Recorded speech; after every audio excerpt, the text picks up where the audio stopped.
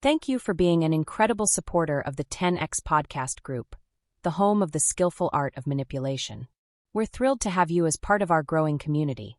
If you haven't already, we'd love for you to follow us on your favorite podcast platform. Your likes and comments mean the world to us and help us reach a wider audience with our stories.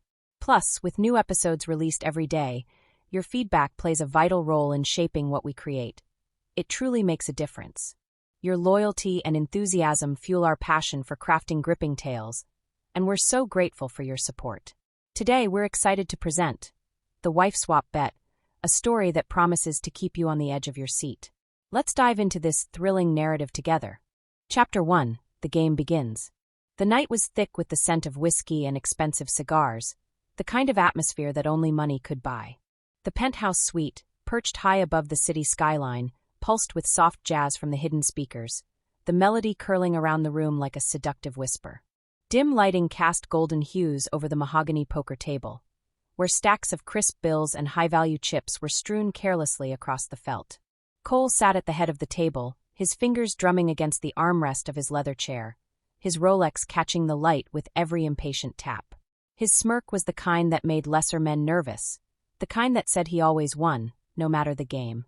And sitting across from him was Damon, just as arrogant, just as ruthless, his lean frame draped in a tailored suit that fit him like a second skin.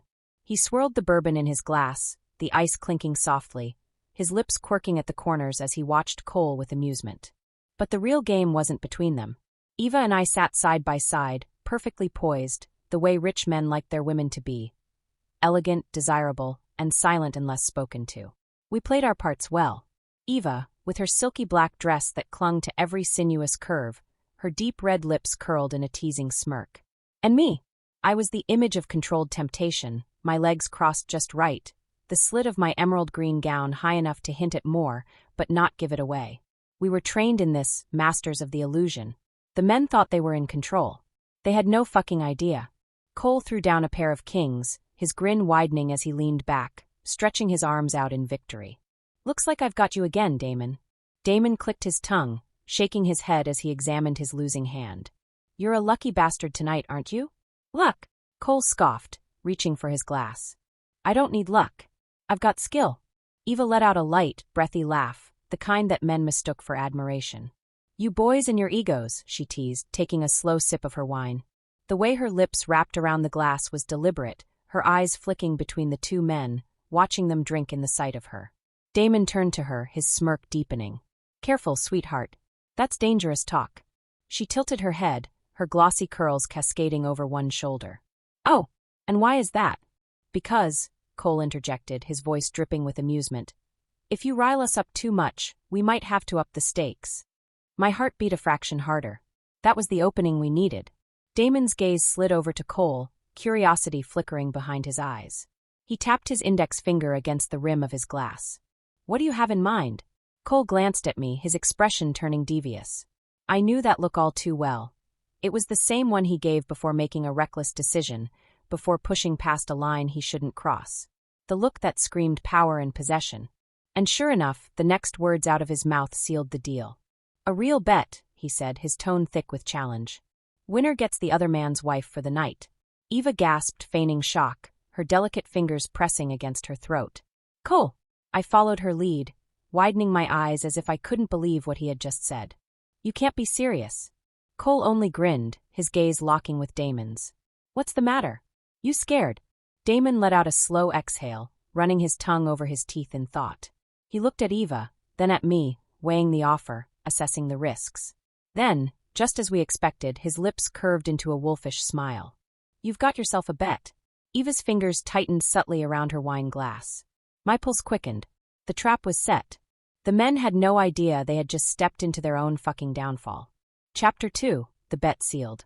The moment those words left Damon's lips, "You've got yourself a bet," the entire atmosphere shifted.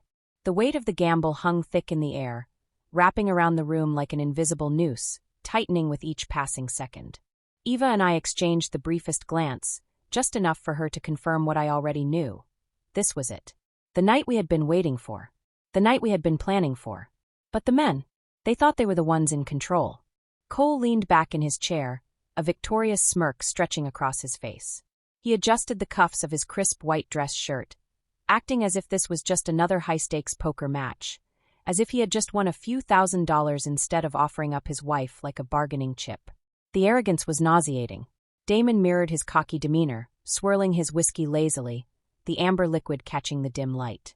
He looked at Eva, his gaze raking over her the way men like him always did, like she was a prize to be claimed, an object to be handled. He let out a slow, smug chuckle. "I hope you don't disappoint, sweetheart." Eva forced a nervous laugh, shifting in her seat, her hands clasped together in her lap.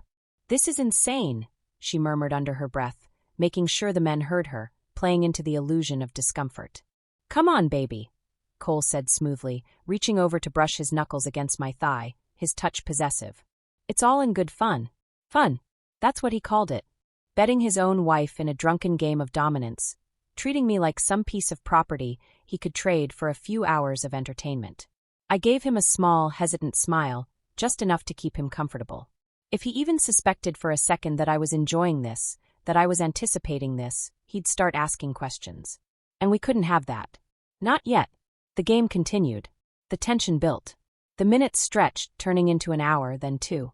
Eva played the part of the flustered wife brilliantly, throwing worried glances at Damon every time Cole pushed the stakes higher. She chewed her lip, sipped her wine too fast, fidgeted just enough to make it look like she was on edge. And me? I played the obedient, supportive wife, pretending to be the woman who believed in her husband's ability to win, pretending to be the woman who wanted him to win. I let Cole think he was in control. I let him believe that this was his world, his game. But it wasn't. This was our game. And soon he was going to lose everything. The final hand. The clock above the fireplace read 1:37 a.m. when it all came down to the last hand. The men were 3 bottles deep into their expensive bourbon, their movements a little slower, their reactions dulled by the alcohol. Cole cracked his knuckles, his confidence unwavering as he stared Damon down. "All right," he said, grinning. "Last round. Winner takes all." Damon smirked. "Let's make it interesting." He reached into his pocket, pulled out a thick roll of cash, and tossed it onto the table. 50 grand. Cole let out a low whistle. "You're feeling bold tonight, huh?" Damon leaned back, tapping a finger against his temple. "Let's just say I like high stakes." Eva tensed beside him, as if the weight of what was happening was just now hitting her. It was an act, of course, but it was flawless. Cole took another sip of his drink, his gaze flicking toward me for reassurance. "You okay, babe?" I nodded, biting my lip, looking just anxious enough to make it believable. "Just nervous," I whispered. He grinned, reaching out to squeeze my hand. "Don't worry. I've got this." I almost laughed. He had no idea just how wrong he was. The cards were dealt. The game was on. Damon's expression didn't change as he studied his hand, his face unreadable. Cole, on the other hand, couldn't hide his excitement. His eyes lit up, his lips twitched, his fingers drummed against the table. He thought he had it. The fool. With a slow, deliberate movement, Cole laid down his cards. "Royal flush," he announced, his voice thick with triumph. "Looks like Eva's mine for the night." Silence.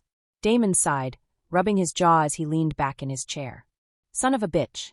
Cole let out a deep, victorious chuckle, turning toward me with an almost childish glee in his expression. "I told you, baby. I always win." Eva's fingers tightened around the stem of her glass. Her shoulders rose and fell in an exaggerated breath. I guess that's that then," she murmured, her voice small. Damon turned to her, a flicker of something dark passing through his expression. Possessiveness. A bruised ego. Maybe even a touch of regret. "Guess I better make the best of it," Eva said finally, standing. Her eyes met mine for the briefest second. Just enough for me to see it. The hunger. The anticipation. The victory. Cole reached for his whiskey, taking another slow sip, completely oblivious. "Don't worry, man," he told Damon, grinning. "I'll take real good care of her." Damon didn't respond. He just sat there, gripping his glass a little too tightly. Eva walked toward Cole, her hips swaying just enough to sell it, and placed a single hand on his shoulder. And just like that, it was done. The bet was sealed. The men thought they were winning. They had no idea they had just signed away their own fucking lives. Chapter 3. The Setup. The moment Eva slipped her hand onto Cole's shoulder, I felt it, the subtle, unspoken shift in power. The men, drunk on their own arrogance, thought they were the ones controlling the game. But Eva and I? We had already won. Cole, grinning like the smug bastard he was, let his fingers drift up Eva's arm, testing, teasing. She shivered, on purpose, just enough to make him believe she was nervous, hesitant, even a little afraid. It was perfect. I sipped my wine slowly, letting the warmth of it coat my tongue, and watched the scene unfold. Across the table, Damon's jaw was tight, his fingers wrapped around his glass in a vice-like grip. His ego had taken a hit, but that wasn't the only thing simmering beneath the surface. I knew that look. Possessiveness. Jealousy. Even a man as wealthy, powerful, and ruthless as Damon didn't like losing to another man. Especially when that loss meant surrendering his wife, if only for a night. If only he knew. Cole rose from his chair, stretching as if he had just won a championship. "All right, baby," he said, turning to Eva with a smirk. "Guess we should get going." Eva hesitated, biting her lip, throwing a small, uncertain glance in Damon's direction. Brilliant acting, really. Damon's fingers twitched, and for a second, I thought he might actually tell her no. That he might fight for her. But that wasn't who these men were. They treated us like possessions, things to be traded, played with, discarded. So Damon, after a long moment, simply reached for his drink and tossed it back in one go. "Do whatever you want," he muttered. The words might have stung Eva if she actually gave a fuck about him. But she didn't. And neither did I. The private room. Cole led Eva out of the main lounge, through the extravagant hallway lined with gold-framed artwork and imported sculptures. I followed them with my gaze for as long as I could before they disappeared down the corridor. Then it was just me and Damon. Alone. Tension hung thick in the air between us. Damon sat stiffly in his chair, his eyes locked on the remaining poker chips scattered across the table. He looked like a man struggling with something. Anger, maybe. Regret. I didn't care. I lifted my glass and took a slow sip, savoring the last few moments before everything truly began. "So," I said, breaking the silence. "Are you okay?" Damon exhaled sharply, his fingers running through his thick, dark hair. "What kind of fucking question is that?" I raised a brow, pretending to be offended. "I was just checking." He let out a humorless chuckle, finally turning to face me. "She's with him right now. My wife. In a room with your husband." "That was the bet," I said smoothly, watching him carefully. His jaw clenched. "And you're just fine with that?" I tilted my head, as if contemplating his question. "It's just a game, isn't it?" Damon scoffed, running a hand down his face. "A fucking sick game." I almost smiled. Because now, finally, he was starting to see the cracks in the world he thought he controlled. He was feeling the sting of powerlessness, the taste of being played. Good. That was the point. I leaned forward, resting my elbows on the table. "If it bothers you that much, you could always take me upstairs," I said, my voice a purr. His eyes snapped to mine. I saw the flicker of hesitation. The war raging inside him. Temptation. Jealousy. Pride. I leaned in closer, close enough to let my perfume surround him. "Would that even the playing field?" I murmured, letting my nails graze the wood of the table. Damon swallowed, his Adam's apple bobbing slightly. "You're fucking dangerous," he muttered. If only he knew how dangerous. I smiled. "And you love it." He didn't deny it. And that was all I needed. The whispered plan. 2 floors up, inside the penthouse suite, Eva's hands trembled as she poured Cole another drink. Fake trembling, of course. The illusion of unease. Cole, drunk on both liquor and victory, stretched out on the leather couch, watching her like a predator watching prey. "You nervous?" he asked, his voice thick with amusement. Eva forced a small laugh, tucking a strand of hair behind her ear. "A little. Don't be." He took a slow sip of his whiskey. "This is supposed to be fun." She smiled, just enough to keep him comfortable. And then, as subtly as she could, she reached into her purse and clicked the tiny microphone hidden inside. A faint beep, inaudible to Cole, signaled that the recording had begun. Every word, every action, every disgusting power move he tried to pull tonight, it would all be on tape. Evidence. Insurance. Leverage. Cole had no idea that with every sleazy comment he made, with every entitled touch he attempted, he was digging his own fucking grave. And when the time was right, Eva would burn him alive with it. The decoy. Back downstairs, Damon was still struggling, still drinking. Still clueless. I stood up, walking slowly around the table, letting my heels click softly against the marble floor. "You don't trust her, do you?" I asked, my voice casual. Damon exhaled, rubbing his temple. "I don't trust him." "Then why did you agree to this?" His silence spoke volumes. "You wanted to see if she'd actually go through with it," I said, circling behind him, my fingertips trailing along the edge of his chair. "Didn't you?" He didn't answer. I leaned down, whispering into his ear. Maybe you just needed an excuse to let her go. His breath hitched, and I knew in that moment that he was exactly where I needed him to be. Distracted, conflicted, vulnerable. He had no idea that upstairs his wife was setting the stage for our escape. And by the time he figured it out, it would already be too late. Chapter 4. The Heist. The moment the penthouse door clicked shut behind Cole and Eva, the clock started ticking. Everything had to happen in precise order, without a single misstep. Months of planning, countless nights of whispered strategies, late-night rehearsals, and fabricated emotions had led to this moment. And now it was finally time. I took a slow breath, keeping my expression unreadable, my body still draped lazily over the edge of the poker table. Across from me, Damon sat stiffly, his whiskey glass half empty, his mind clearly racing. He was too caught up in his own thoughts to notice the small, almost imperceptible movements I was making. Slipping my hand beneath the table, feeling for the tiny switch taped to the underside. A single press. The tracker inside Eva's purse activated. We were officially on the clock. The first move. Upstairs, Eva played her part flawlessly. She moved carefully, deliberately, letting her body language send all the right signals. Nervous, compliant, hesitant, but not outright resistant. She had to let Cole think she was unsettled by the situation, that she was still struggling with the idea of being won like a fucking trophy. Because men like him? They got off on that power. Cole poured another drink, watching her with that slow, indulgent smirk he always wore when he thought he had everything under control. "You don't have to be so tense, sweetheart," he said, handing her a glass of whiskey. "I mean, it's not like we haven't all thought about this before." Eva forced herself to blush, biting her lip just enough to make it look natural. "I don't know," she murmured, her fingers trembling slightly as she took the glass. "This is just so crazy." Cole chuckled, leaning back against the couch. "You're acting like we haven't been dancing around this for years." He swirled his drink in his hand, his eyes dark with amusement. "Don't tell me you've never wondered." Eva hesitated just long enough to keep him on edge. Then she let out a breathy laugh, tucking her hair behind her ear. "Maybe once or twice," she admitted, her voice soft, almost shy. Cole's ego swelled instantly. And just like that, he let his guard down. The distraction. Back in the lounge, Damon was unraveling faster than I had expected. His grip on his drink was white-knuckled, his jaw tight, his eyes flicking toward the hallway where Eva and Cole had disappeared minutes ago. Jealousy was eating him alive. Good, because the more distracted he was, the easier this would be. I stood up slowly, stretching, letting my dress shift just enough to draw his gaze. "Want another drink?" I asked, already reaching for the bottle of bourbon. Damon hesitated, then sighed. "Yeah, why the hell not?" I poured the amber liquid smoothly, making sure my movements were slow and graceful, letting him watch me. Letting him fall for the illusion. I handed him the glass, our fingers brushing just slightly. A flicker of something dangerous passed through his eyes. Perfect. The setup. Upstairs, Eva was guiding Cole exactly where she needed him to be. She let him think he was leading, let him touch her waist, let him pull her close.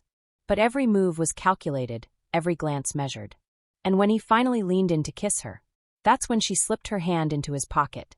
The moment her fingers wrapped around his phone, she knew she had him.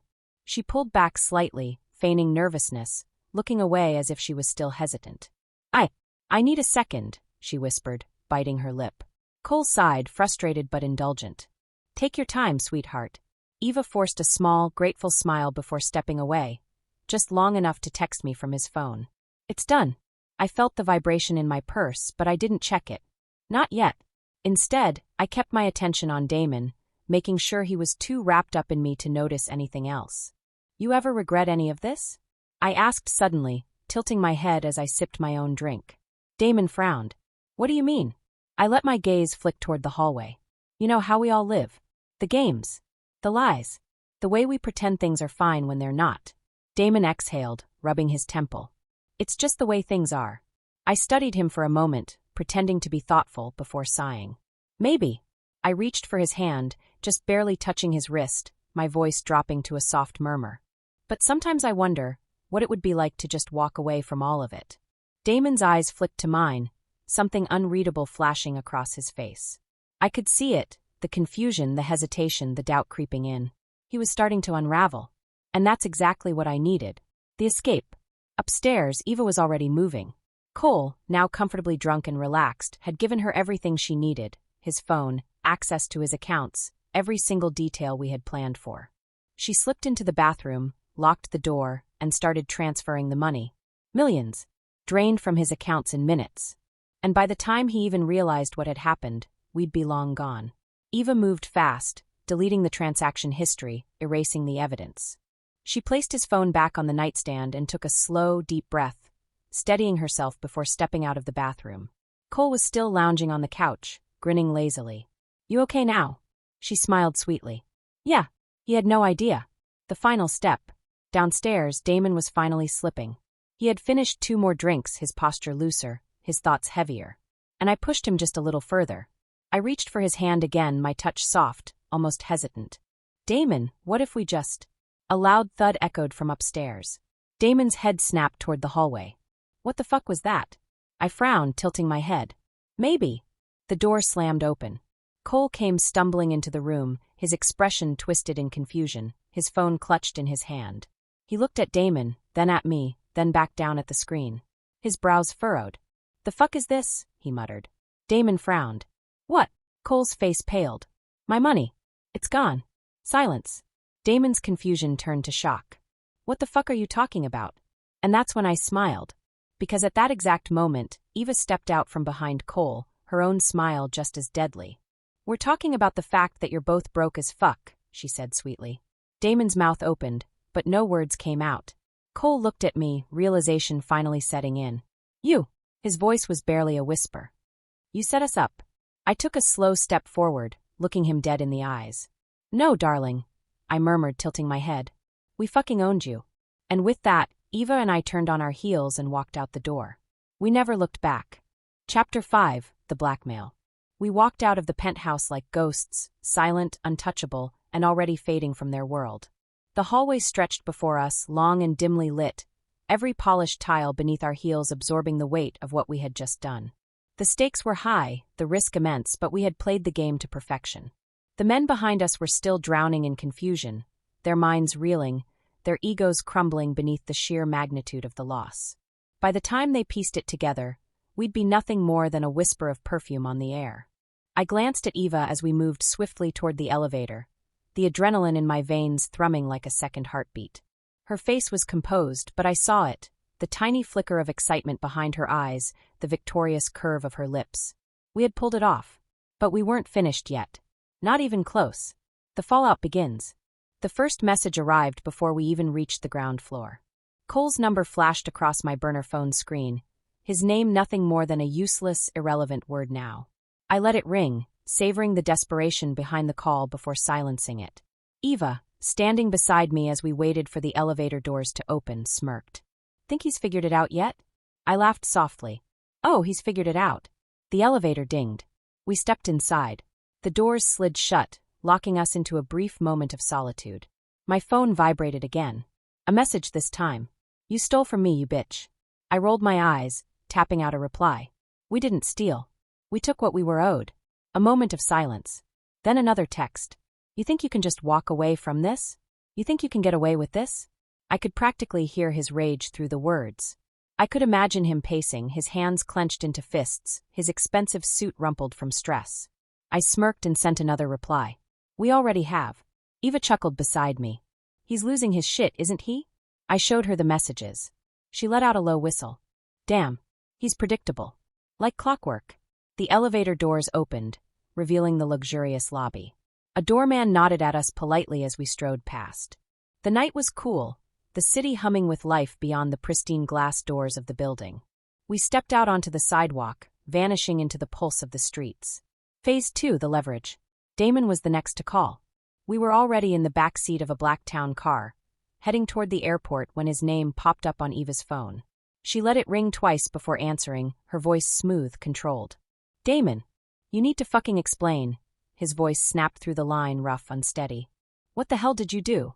Eva sighed, feigning exhaustion. "Oh, baby. You know exactly what we did." Silence.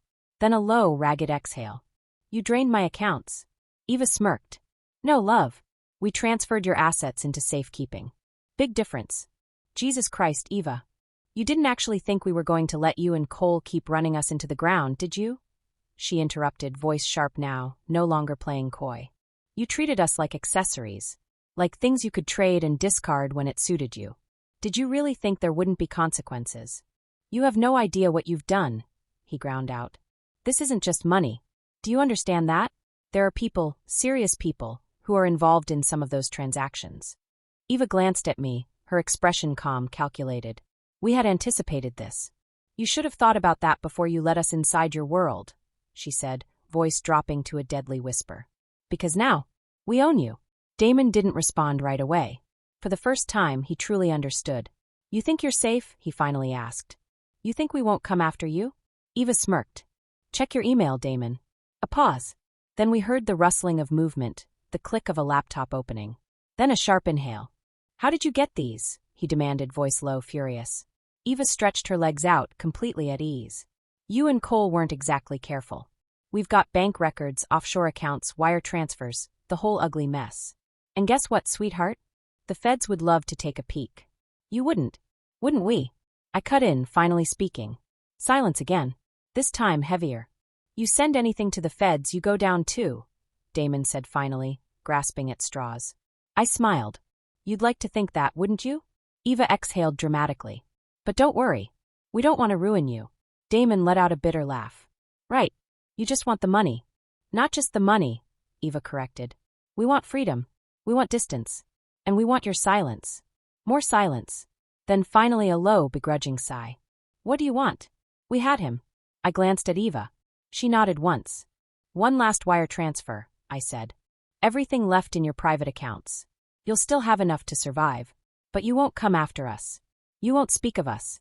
You won't breathe a word to anyone about what happened tonight. And if I don't? Damon challenged.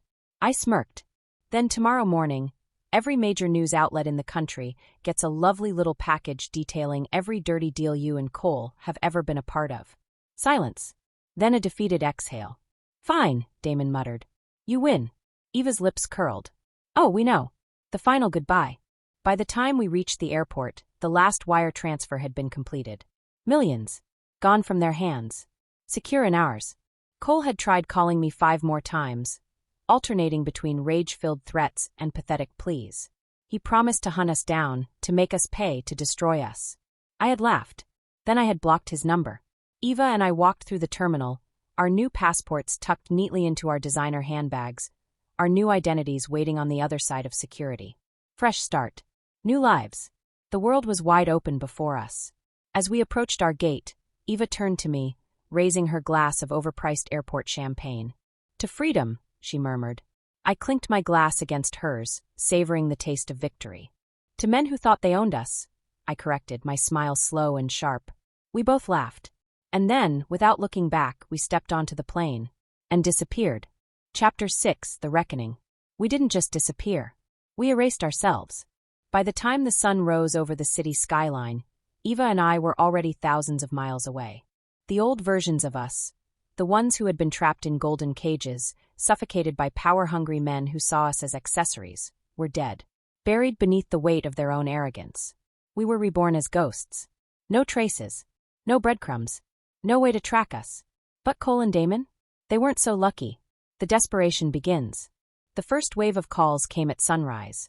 Eva and I sat in the private lounge of an exclusive resort, sipping espresso, watching the waves roll against the shore through floor-to-ceiling windows.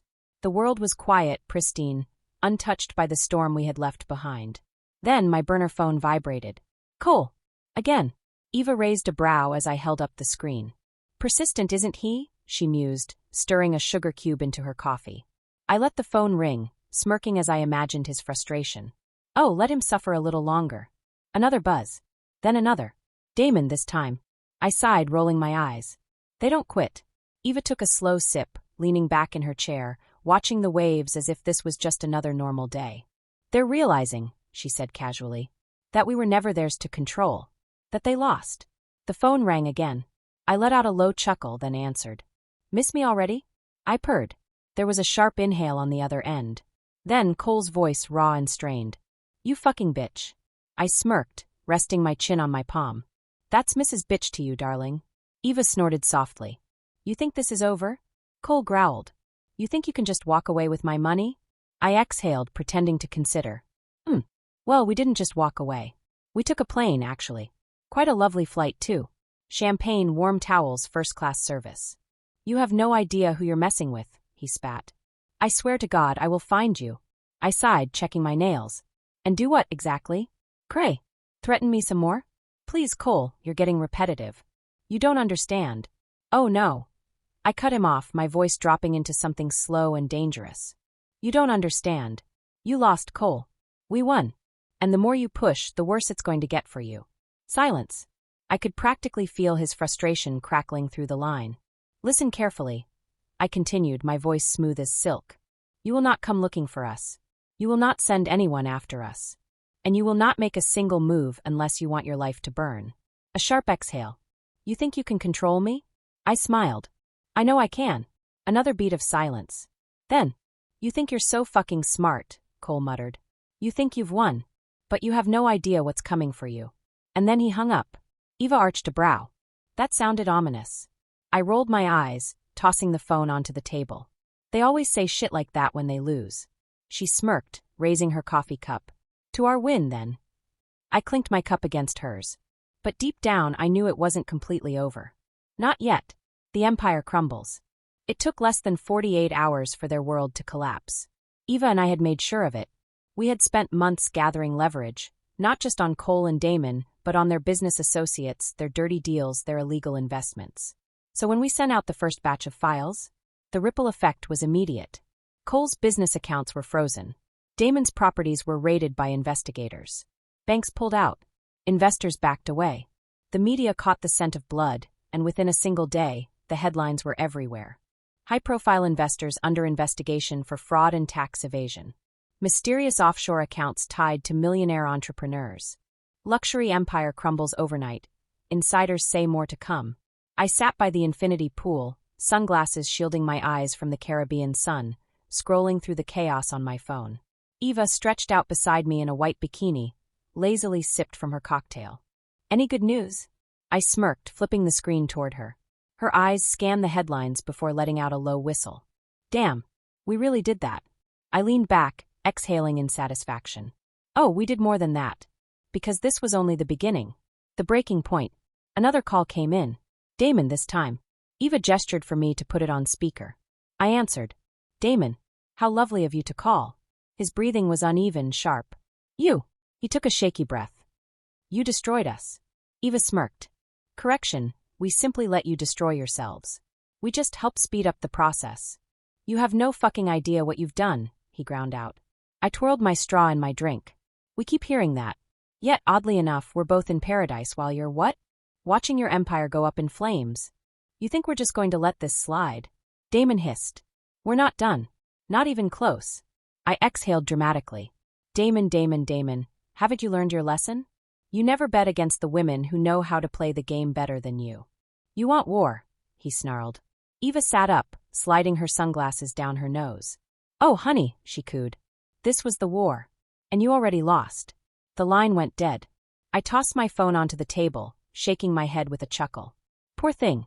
He still thinks he has a shot at getting out of this. Eva stretched, sighing contently. Men never know when they're beaten. She raised her glass. To never being owned again. I clinked my glass against hers. To watching them burn. And as the sun set over the horizon, casting the sky in hues of fire and gold, we sat back. And enjoyed the view. Chapter 7, The Perfect Getaway. The sea stretched endlessly before us, a sapphire expanse shimmering beneath the sun, as if the entire world had never known chaos. The gentle hum of the private yacht's engine was the only sound competing with the rhythmic crash of waves against the hull. Seagulls circled above, their cries lost in the salty breeze, oblivious to the destruction we had left behind. Eva and I reclined on the sun deck, sunglasses shielding our eyes, skin warmed by the Caribbean sun. The champagne in my glass bubbled softly, cold against my fingers, a stark contrast to the fire still burning in my veins. It was over. We had won. And yet, a part of me knew that the ghosts of what we had done would always linger just beyond the horizon. The final blow. The last domino had fallen. Cole and Damon were ruined. Not just financially. No, that would have been too merciful. We had stripped them of everything. Their power, their reputations, their very identities. By the time the final batch of documents leaked to the press, there was nothing left of the men who once thought they owned us. Cole's business empire crumbled overnight. The stock value of his company plummeted in a matter of hours, wiped out by a mass exodus of investors who wanted nothing to do with a sinking ship. By noon, headlines were everywhere. Scandal erupts as business mogul exposed for financial fraud. Cole Kensington under federal investigation. Offshore accounts frozen. Wife swap bet turns into billion-dollar meltdown. The fall of the kings of luxury. Damon had fared even worse. His criminal connections, the shady dealings, the off-the-books transactions, we had hand-delivered everything to the right people. His partners turned on him instantly, cutting ties, vanishing like rats abandoning a burning ship. By the end of the day, Damon's assets were seized, his businesses raided, his face plastered across every news station in the country. And the best part? They couldn't even fight back. Because if they did, they'd be admitting everything. Checkmate. The last message. That evening, as the sun bled into the ocean, my phone buzzed one final time. A text. Cole, you took everything. I stared at the words for a long moment, sipping my champagne, letting the weight of them sink in. Then another message. But you still don't get it. Women like you don't win. I smirked. Slowly, deliberately, I typed my reply. Oh, but we already have. I hit send. Then, for the last time, I blocked his number. No more second chances. No more warnings. No more looking back. Eva, lounging beside me, glanced over. That from Cole. Last desperate gasp, I said, tossing my phone onto the table.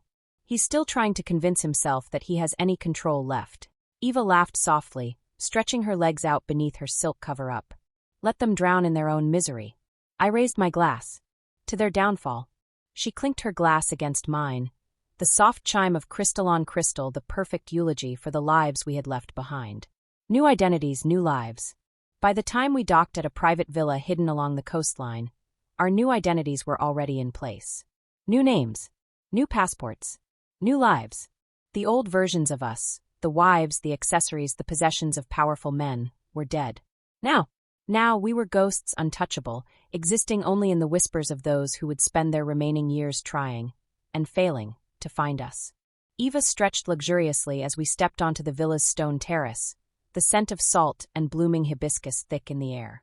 You ever think about what's next? She asked, running a hand through her sun-streaked hair. I smirked, stepping beside her, watching as the last traces of daylight melted into the horizon. I think, I murmured, that the world is finally ours. She grinned. Then let's burn it down.